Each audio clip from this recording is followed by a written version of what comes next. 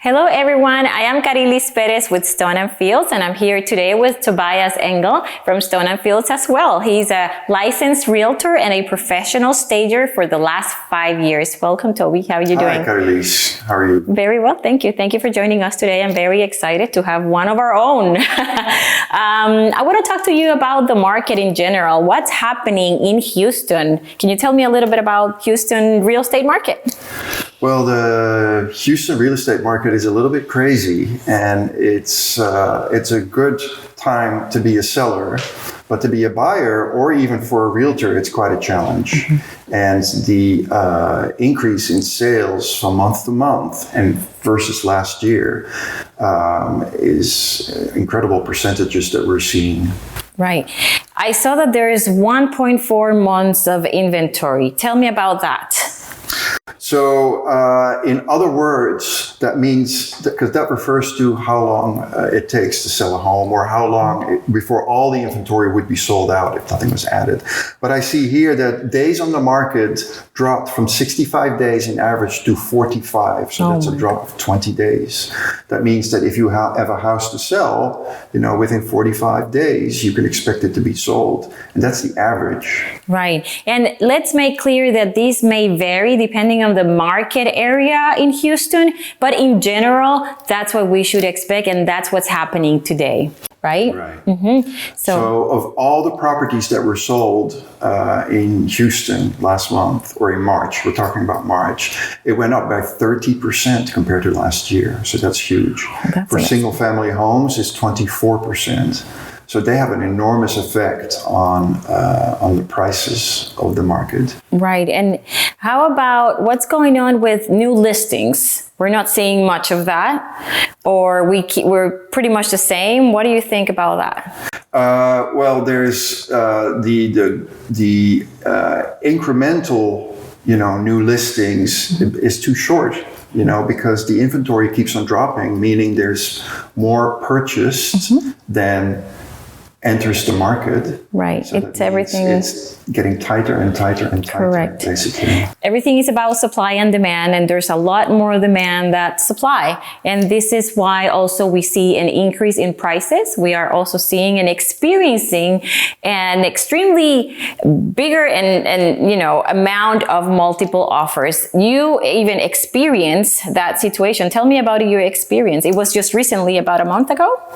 Yes. So I put a duplex on the market. Mm-hmm. And within the first week, I received more than 6 offers. Nice. And it's quite an interesting situation to be in, obviously, like which offer do you choose? And it's not always the offer that you think is the best that turns out to be the best. You have to choose and be careful.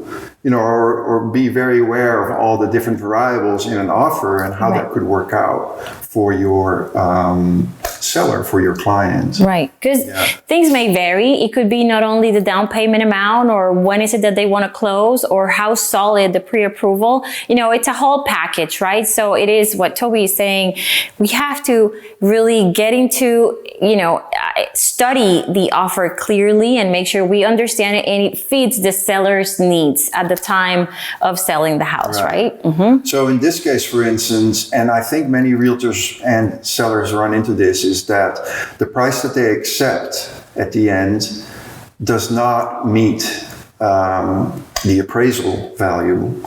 And so it seems like appraisals are lagging behind the actual market development, and that's something you have to deal with.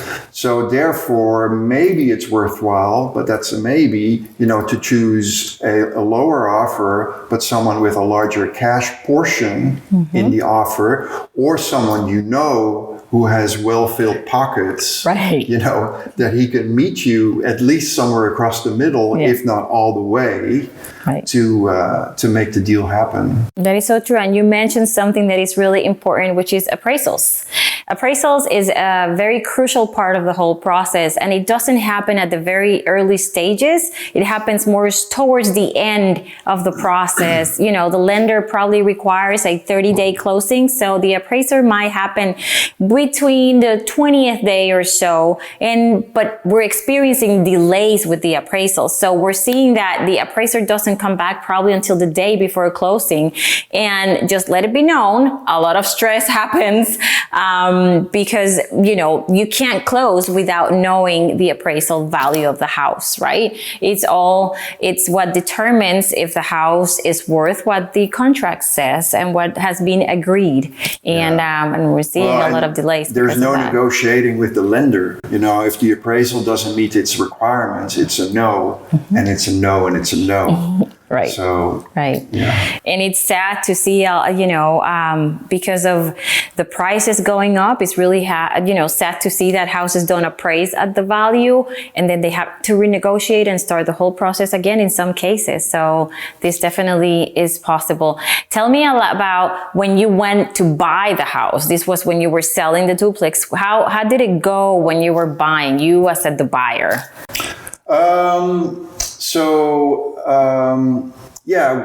We bought a home ourselves. So I was representing my husband, in fact, and myself in this purchase.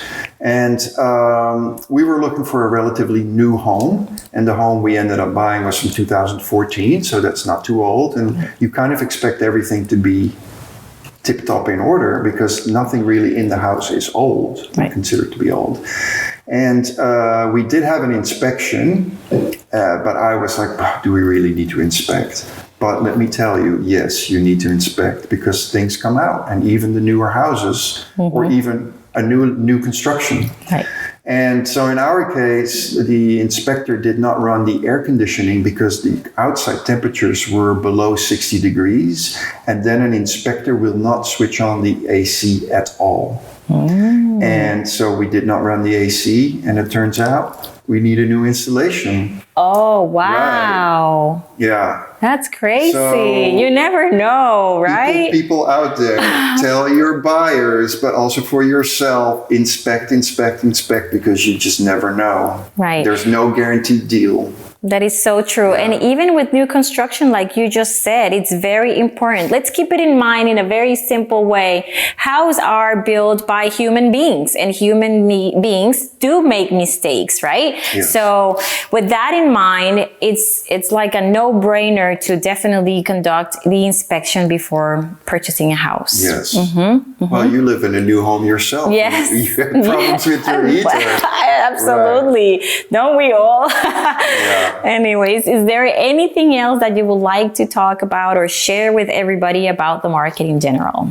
Any advice? There was just one thing that caught my eye, and that is that of all the offers made, 20% of the offers came from investors. Wow. Which seems really high.